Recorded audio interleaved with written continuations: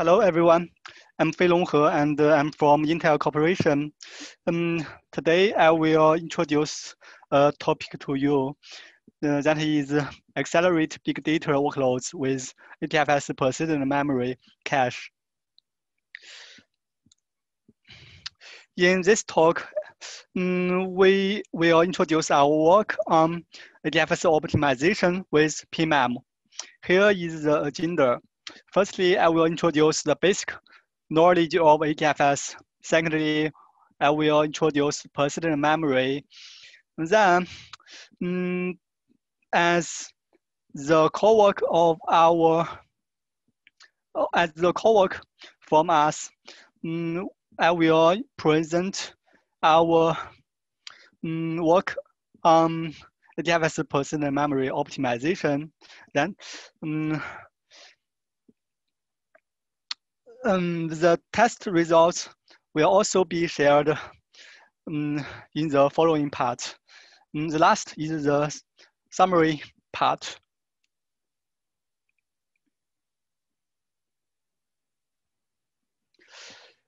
Okay, let me first introduce the basic knowledge of HDFS.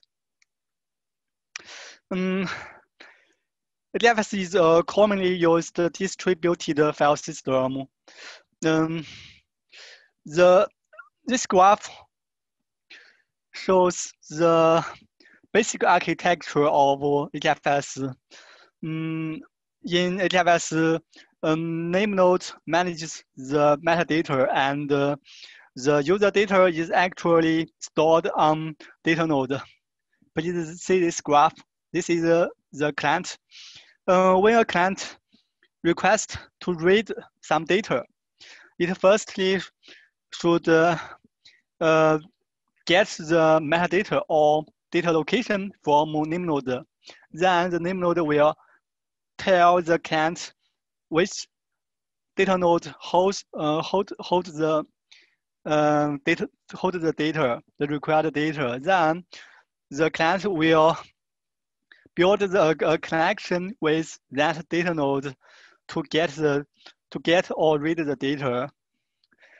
As displayed in the slides, HDFS has 4 traits. Firstly, HDFS is fault tolerant.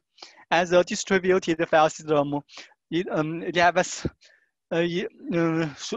guaranteed fault tolerant by storing redundant replicas or storing data by irregular coding across nodes to avoid data loss. Secondly, HDFS has good scalability. HDFS is scalable, and it is very easy to scale out HDFS cluster. It is common to deploy HDFS on thousands of nodes in product environment. And HDFS can provide very high read-write throughput to education. And it is very suitable for applications with large data set. Lastly, HDFS is widely used. It is the primary distributed storage system used in Hadoop ecosystem. Let's go to see HDFS centralized read cache. The term centralized means that the cache is managed in a unified way across the cluster. To cache or uncache some data, user needs to send a command to let name node to trigger the corresponding cache or uncache action. Please see this graph. From this graph, we can see that the user firstly should ask firstly asks name node to cache some data by specifying a path of the data. Then name node will forward the cache command to the corresponding data node to cache the data. After that, the client can directly read the cached data from data node. HDFS centralized read cache is very easy to use. To cache data, user just needs to specify its path and the number of replicas. And HDFS read cache is very easy to scale out because the data is cached on data node, so we can add more data nodes to boost the capacity of cache for this cluster. And currently, cache eviction is not supported in HDFS. So as we know, the cached data is held in locked memory. So user needs to explicitly ask HDFS to uncache data if they would like to do so. For cache locality, Apple application can optimize their task scheduling by considering cache locality. The cache locality information can be exported by HDFS, and the information is available to Apple application to use. HDFS has a kind of short circuit read. The short circuit read means that client can bypass send-receive function of I/O between client and server process. The client can directly get the cache path or get the address of the cache to directly read the data cached.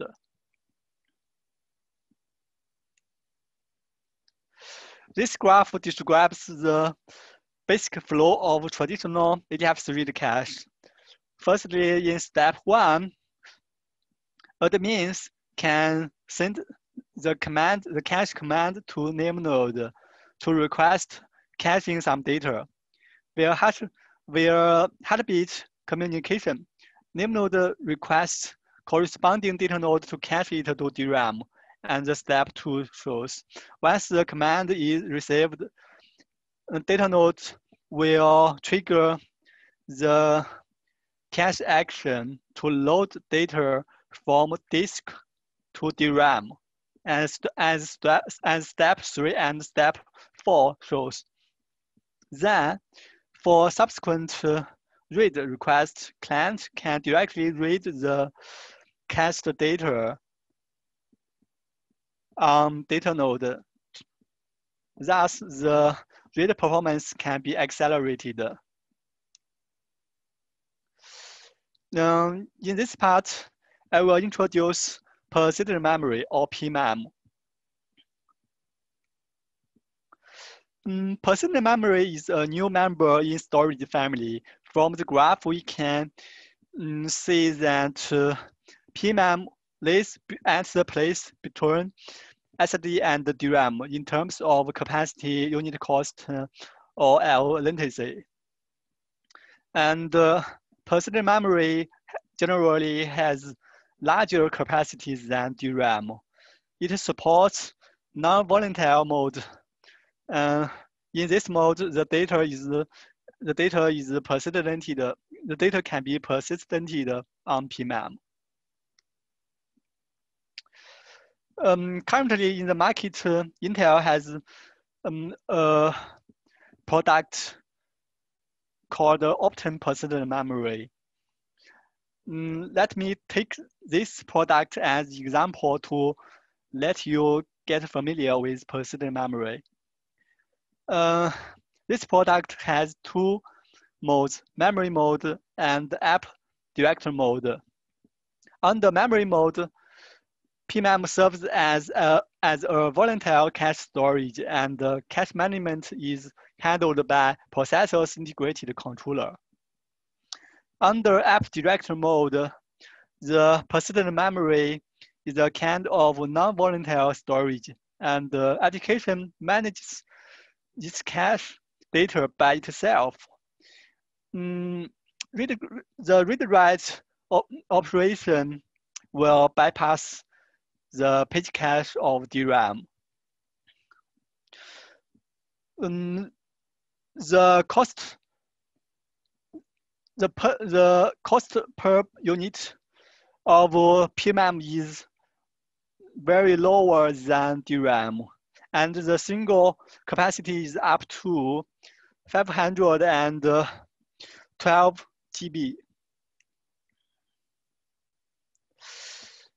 Then let's go to see how we design HDFS persistent memory read cache. You may remember a similar graph. As you know, for traditional HDFS read cache, DRAM is used to hold the cache data. And in persistent memory read cache, PMem will replace DRAM to serve as the storage media to hold the cache data. And all other code flow keeps unchanged. So what we do is just to change the code in data node to let the data node cache data to PMem. We have introduced two kinds implementation to HDFS for persistent memory read cache. Firstly, we introduced the non-PMDK implementation. It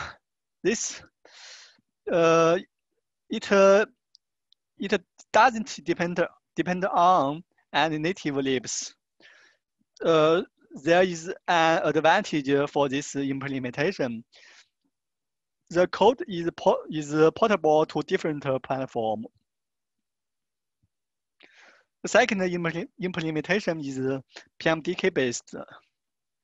This implementation is to use native PMDK or persistent memory development kit to load cache to PMem, which has better performance.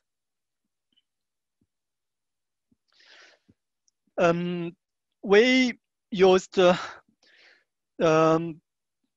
major functions in PMDK in our implementation. We used the PMem map file function to create a read-write mapping for a file. This function will return an address on PMem. And we use PMem onMap function to delete the mapping on PMem. And we use PMem memcopy to copy data in buffer to PMem. This graph displays how PMDK implementation works. Before running some workload, admin can ask HDFS to cache the data to PMem. As we know, data node is a Java process, and data node is running in JVM. So, in the caching stage, data node will call PMDK functions by JNI to firstly create a mapping on PMem, then copy data on disk to that file on PMem. We also introduced hierarchical cache storage in PMem. The cache block is named by corresponding block ID, and it is stored hierarchically inside a directory named by block pool ID. And we did such design to make sure that the cache block can be recovered. The status of cache block can be recovered. As we know, block pool ID and block ID form a unique identity for a HDFS block. PMem cache is persisted once it is written to PMem. During HDFS cluster restart, inside the data node, PMem volume manager will scan the configured PMem volumes. The cached file is named by block ID, as I just mentioned. So with file name with the cache file name and the cache file path, PMem volume manager can speculate its identity. Thus, it can let data node and name node know which blocks are cached already. So with this cache recovery mechanism, in cluster restart case, there is no need to cache the data again. We just need to recover the cache status from the persistent memory. This is a basic guide to enable PMem read cache in HDFS. We still divide the slide into two parts. For non-PMDK implementation, there is no extra native lib depends on. So we can directly run a basic build command to build Hadoop project and use the generated binary package to install Hadoop and PMD and HDFS. For PMDK-based implementation, since PMDK is used before running the build, we need to install PMDK beforehand. Then we can build the Hadoop project with specifying the PMDK lib path. Here is the configuration for enabling PMem read cache. Only one configuration is needed in HDFS. We just need to specify the cache file or cache volumes the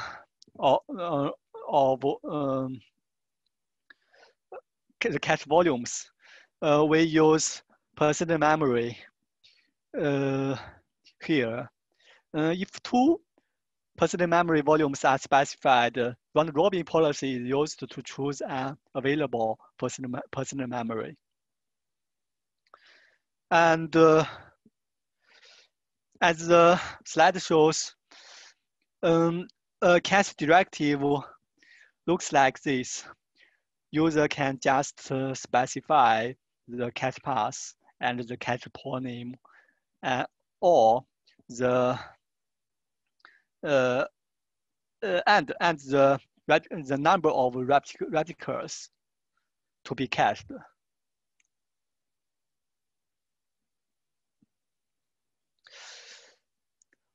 In the next part, I will introduce the performance test. Firstly, let's see the performance test configuration. This is our configuration in performance test. We designed 3 different test environments. The first column is for DRAM cache. The second column is for HDD cache or no cache. The third column is for PMem cache. By the way, we use Intel Optane persistent memory in the test. Let's firstly see the persistent memory persistence test. From this test, we can see whether PMem cache's recovery mechanism can bring benefit in cluster restart situation. To do the comparison, the baseline is to cache the data again without recovering the status of persisted cache. We can see from this table, we can see that PMem cache can bring significant speed up, especially in large data set. Because because for cache recovery mechanism, the data is not recached again. We just recovered the cache status from the persisted cache on PMem. So the and the cache recovery time is and we just need a very little time to be used in cache recovery. Let's see DFS test. DFS is a commonly used workload to benchmark I/O performance for HDFS. The workload can trigger a given number of MapReduce tasks running in parallel to purely read HDFS data. And for fair comparison, the hardware cost for DRAM test environment is the same as that for PMem test environment. Under this condition, PMem can provide larger cache capacity than DRAM. Here is the test result. For 512 GB dataset, we use near to 1 terabyte PMem to compare with more than 500 GB DRAM. This is the same cost configuration.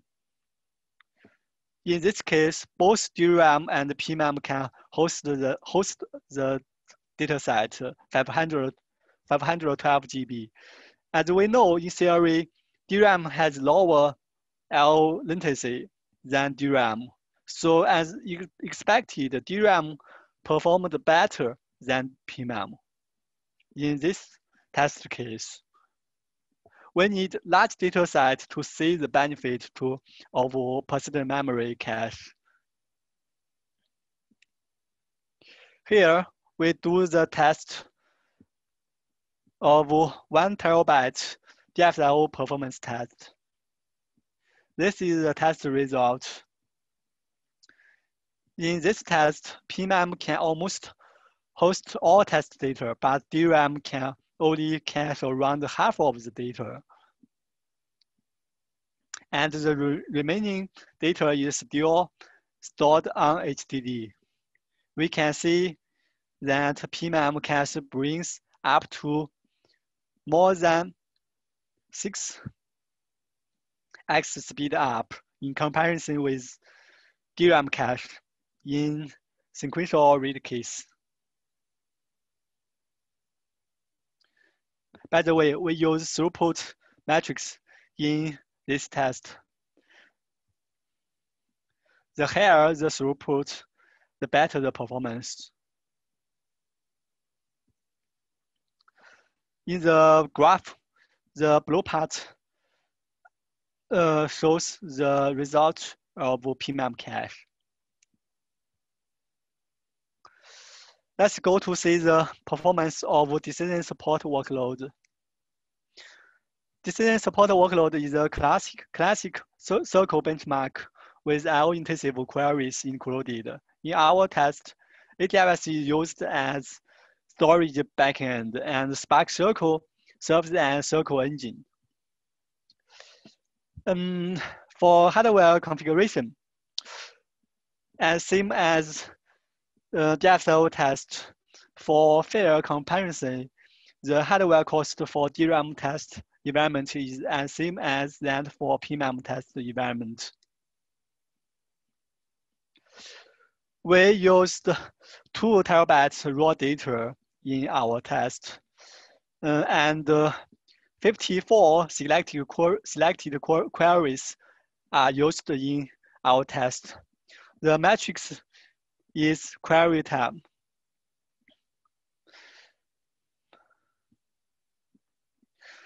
The two tables on the slide show the cache capacity of DRAM and PMem cache in the test. From the table, we can know that PMem can cache all data, and DRAM can only cache partial data. Parquet and awk data format are used to compress data, which mocks real product environment.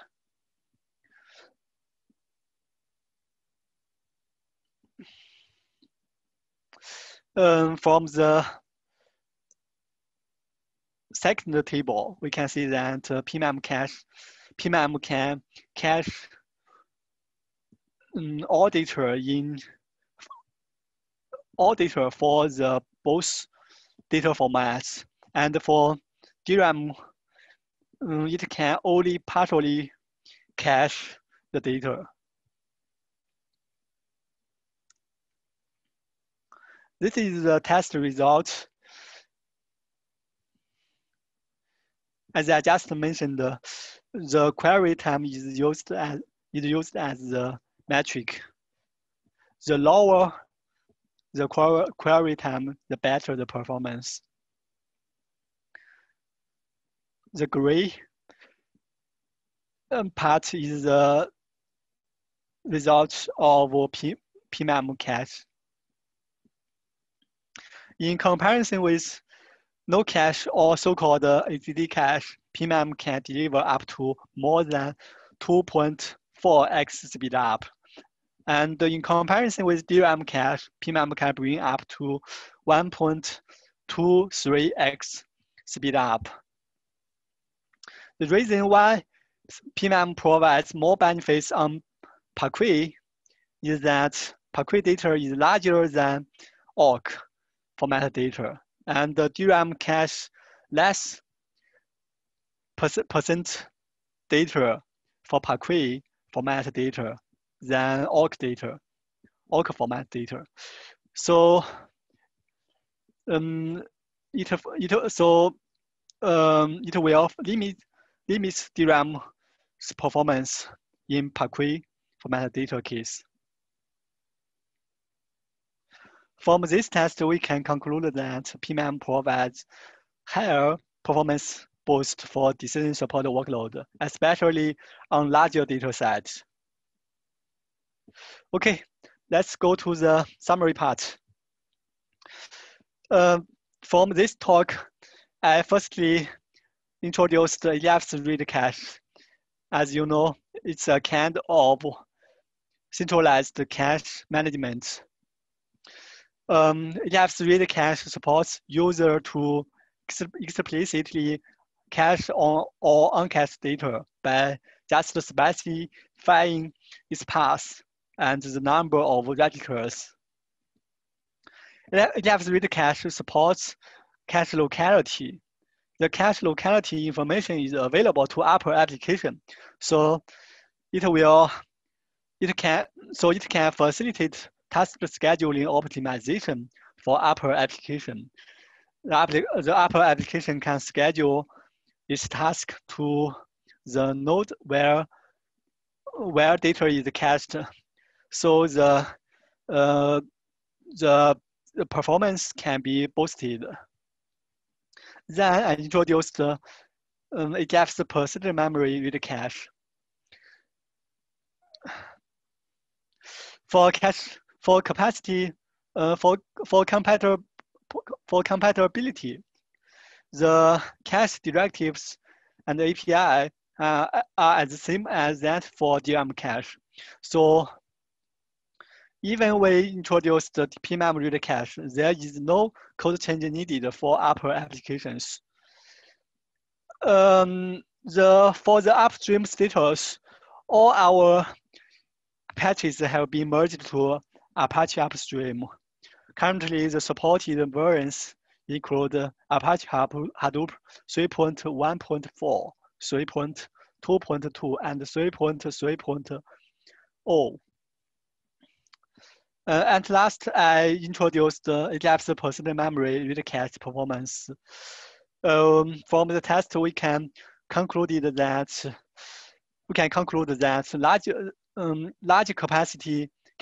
larger cache capacity can bring better performance.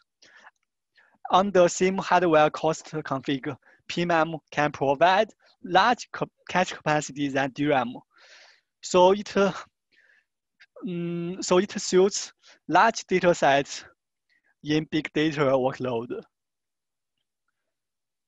For data persistence, as we know, PMem under app directory mode has the characteristic of non-volatile. So in HDFS read cache case situation, the cache warm-up time can be significantly reduced. The warm-up time means the cache time needed after cluster restarts. This is my talk. Thank you very much.